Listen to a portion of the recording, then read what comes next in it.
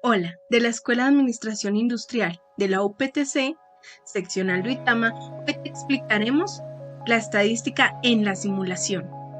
La simulación es una técnica de muestreo estadístico controlado, es decir, por experimentación, que se emplea conjuntamente con un modelo para obtener respuestas aproximadas a problemas probabilísticos complejos. Este debe seguir las normas del diseño de experimentos para que los resultados obtenidos puedan conducir a interpretaciones significativas de las relaciones de interés. La construcción y operación de un modelo de simulación permite la observación del comportamiento dinámico de un sistema en condiciones controladas, pudiéndose efectuar experimentos para comprobar alguna hipótesis acerca del sistema bajo estudio. Básicamente se relacionan tres elementos. El primero es el sistema, que es donde partimos del mundo real que nos interesa estudiar. El segundo es el modelo, que es la representación simplificada de un sistema. Y tercero y último es el computador. Un estudio de simulación puede dividirse en las siguientes etapas. Primero, definición del problema y planificación del estudio. Este incluye una definición precisa del problema a resolver y de los objetivos de estudio. Segundo, toma de datos. Tercero, establecimiento del modelo de simulación. Incluye establecer las suposiciones que se deben hacer y definir el modelo a emplear. Cuarto, ejecución de la simulación, es decir, la consideración de las técnicas y metodologías simples y avanzadas requeridas para obtener los resultados de programación, es decir, aspectos tales como generación de variables aleatorias, métodos para manejo de variables, precisión de los estimadores, entre otros. 5. Ejecuciones de prueba del modelo. Sexto, validación del modelo. Séptimo, diseño del experimento de simulación. Octavo, ejecución del experimento. Y noveno, análisis de los resultados. Uso de las técnicas estadísticas y gráficas para interpretar los resultados. Los problemas que pueden resolverse mediante simulación se clasifican como probabilísticos y determinísticos. Algunas aplicaciones de la simulación estadística son técnicas de remuestreo como el Bootstrap y Jackknife. Permiten comparar las estimaciones usando diferentes tamaños de muestras y pocos análisis, pero requieren una gran labor computacional, por lo cual son más eficientes si se llevan a cabo mediante simulación. En otro caso, en inferencia bayesiana se requieren métodos eficientes de integración cuando se basan en simulación. Otro caso en el que podemos aplicar la simulación es un algoritmo probabilístico, ya que recibe entre los datos de entrada números aleatorios, así puede producir diferentes resultados con distintos tiempos de ejecución. La simulación permite, por un lado, la implementación del algoritmo y por otro, el análisis del mismo. La simulación Monte Carlo. Los métodos Monte Carlo son cálculos numéricos que utilizan una secuencia de números aleatorios para llevar a cabo una simulación estadística, con el fin de conocer algunas propiedades estadísticas del sistema. La característica esencial de Monte Carlo es el uso de toma de muestras aleatorias para llegar a una solución del problema físico. Con estos métodos solo se requiere que el sistema físico o matemático pueda ser descrito mediante una función de densidad de probabilidad, la cual, una vez postulada o conocida, se requiere una forma rápida y efectiva para generar números aleatorios con esa distribución. Y así se inicia la simulación, haciendo muestreos aleatorios de la misma. Después de múltiples simulaciones, el resultado deseado se toma como el valor promedio de los resultados obtenidos en cada simulación.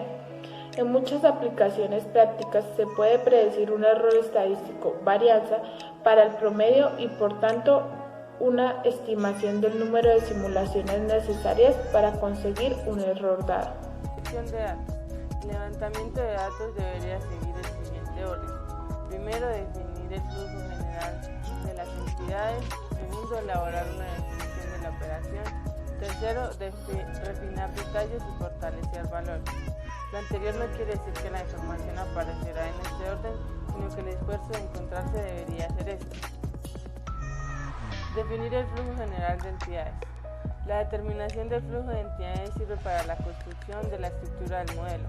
Permite ver cómo las diferentes entidades fluyen a través del sistema a medida que la información esté disponible. Esta puede añadir. Elaborar una descripción de la operación. Teniendo el diagrama de flujo de entidades, se procede a crear una descripción de cómo funciona el sistema. Para cada ubicación o estación y cada tipo de entidad se debe tener información pertinente de tiempo y requerimientos de recursos de la actividad o operación. Dónde y cuándo y en qué cantidad se moverán las entidades. Tiempos y requerimientos de recursos necesarios para el movimiento hacia la siguiente ubicación. La suma de las descripciones del funcionamiento más el flujo de entidades dan como resultado la estructura necesaria para definir el modelo de simulación. Posteriormente se le puede agregar más información. Es una buena idea realizar un tour del sistema para verificar toda la información obtenida hasta el momento. Análisis estadístico de los datos numéricos. Antes de ser utilizados en un modelo de simulación, los datos recolectados deben ser analizados e interpretados. Solo así podrá tener confianza de dichos datos y permitirá generar una representación real del sistema. Antes de desarrollar una representación de los datos, estos deben poseer ciertas características tales como independencia, homogeneidad y que sean estacionarios, o sea, que la distribución no cambie en el tiempo. Sin conocer estas características no se podrán ajustar los datos en una distribución teórica. Este tipo de pruebas tienen dos fines. En el primer caso es cuando necesitamos comprobar si los datos son homogéneos.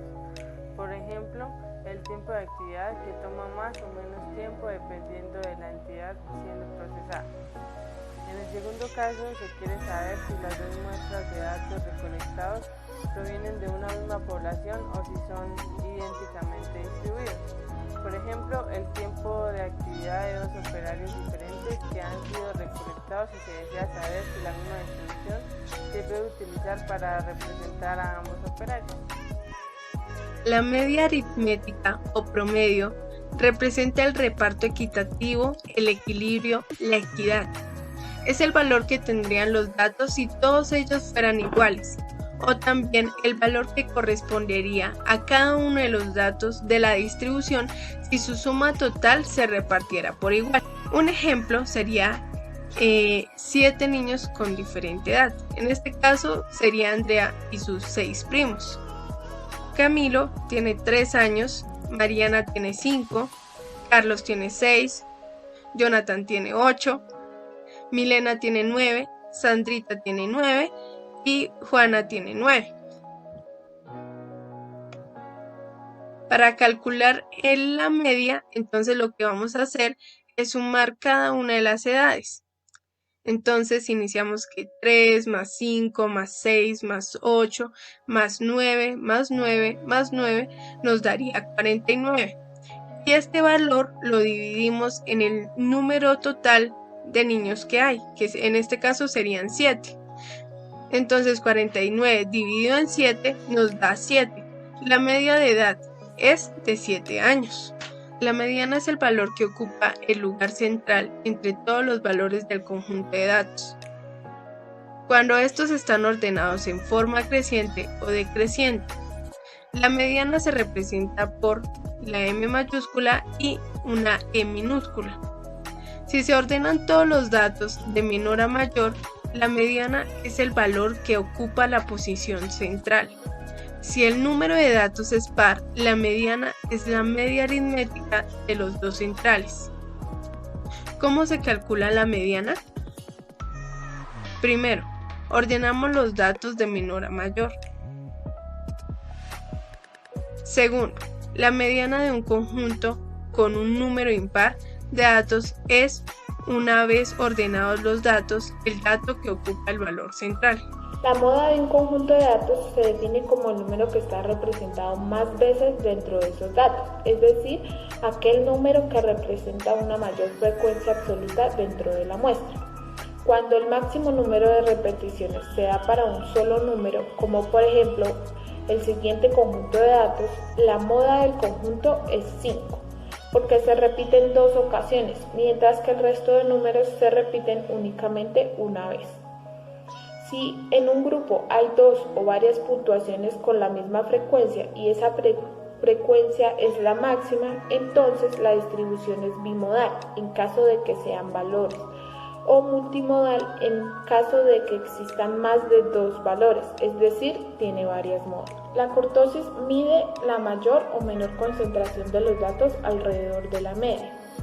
Cuando existe una gran concentración de estos datos alrededor de la media, se puede decir que es una kurtosis grande. De lo contrario, una kurtosis pequeña. Además, si este coeficiente es nulo, la distribución se dice normal, esta kurtosis recibe el nombre de mesocúrtica. Si el coeficiente es positivo, la distribución se llama leptocúrtica, más puntiaguda que la anterior, y hay una mayor concentración de datos en torno a la media. Además, si el coeficiente es negativo, la distribución se llama platocúrtica y hay una menor concentración de datos en torno a la media, y esta sería más agachada que la primera. Dependiendo la agrupación o no de los datos, se utiliza una fórmula u otra. Cuando los datos son agrupados en intervalos, se utiliza la siguiente fórmula, donde G2 es el coeficiente de kurtosis, N es el número de datos, XI es el valor inésimo de las observaciones, X barra es la media aritmética de la distribución, sigma es la desviación típica de la distribución, Fi es la frecuencia absoluta del dato inésimo y Mxi es la marca de clase. Cuando los datos están agrupados en tablas de frecuencias se utiliza la siguiente fórmula.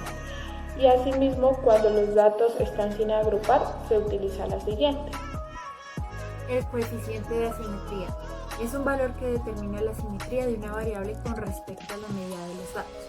Existen 3 diferentes clases de asimetría. Simetría negativa, que tiene la mayoría de los datos en la parte izquierda o son inferiores a la media. La asimetría simétrica, que muestra los datos de manera uniforme tanto en la parte izquierda como en la parte derecha al respecto a la media. Y la asimetría positiva, que muestra la mayoría de los datos al lado derecho con respecto a la media. El coeficiente que nos permite ver la proximidad de los datos a la media es el coeficiente de asimetría de Fisher. Cuanto mayor sea la sumatoria de las variables menos la media al cubo, más grande es la simetría en la distribución. La desviación estándar es la medición de la desviación más común y se utiliza para verificar la desviación de los datos con respecto a la media. Entre mayor sea la dispersión de los datos, más grande es la desviación estándar. La desviación estándar es utilizada para dar un punto de referencia sobre los valores asignados. A continuación podemos ver 2 diagramas de desviación de los datos para 2 casos, considerando lo siguiente. Estos son tiempos de egreso de un hospital.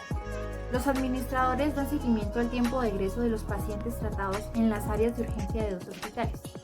Aunque los tiempos de egreso promedio son aproximadamente iguales, las desviaciones estándar son significativamente diferentes. Y es por eso tener la desviación estándar como una herramienta en la simulación para ver más variables y más mejoras en los procesos.